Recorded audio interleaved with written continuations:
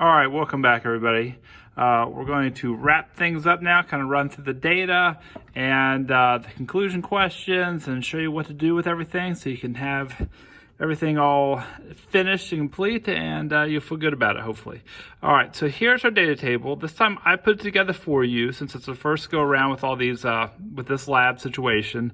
Later on, you'll probably have some data I'll present to you, and I may not give you quite this as direct in a way, but for right now, it's pretty much just provided for you. And I have a second page, again, with the data set on here again, showing all the times and then the corresponding distances of how far the cart moved. Okay, now here's what you're going to do on this page, because it's a little bit confusing unless you pay attention right now. So I have each of these times corresponds to a distance. What you're going to do is you're going to grab this little red dot and you're going to plot those on the corresponding location. So 1 second, it went 19 centimeters, so I'm going to drop it right below the 20 in terms of distance. So I'm going to grab another one. This one's 2 seconds, 40.5 centimeters. So we go 2 seconds and just above the 40 this time. And you're going to do that with the rest, the next 5 data points. These two you'll have to do on your own as well, because this will disappear when you see it. It won't be set up for you already. The last thing is actually a best fit line or trend line.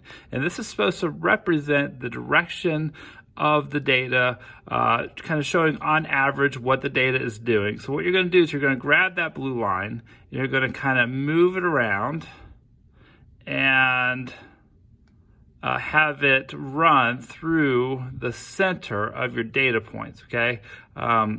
See if I can get it up here correctly.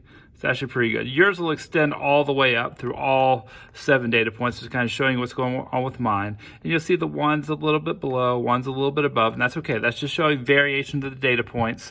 And you may see that actually a little bit more variation as you get up here a little higher, okay? But what we're doing with this best fit line is just showing the trend of the data, okay? And those are really important. We're going to use those quite a bit. This one will be fairly straight. We'll see some that are curves later on, kind of curve downward and curve upward in different situations. We'll look at some of those in the next few weeks.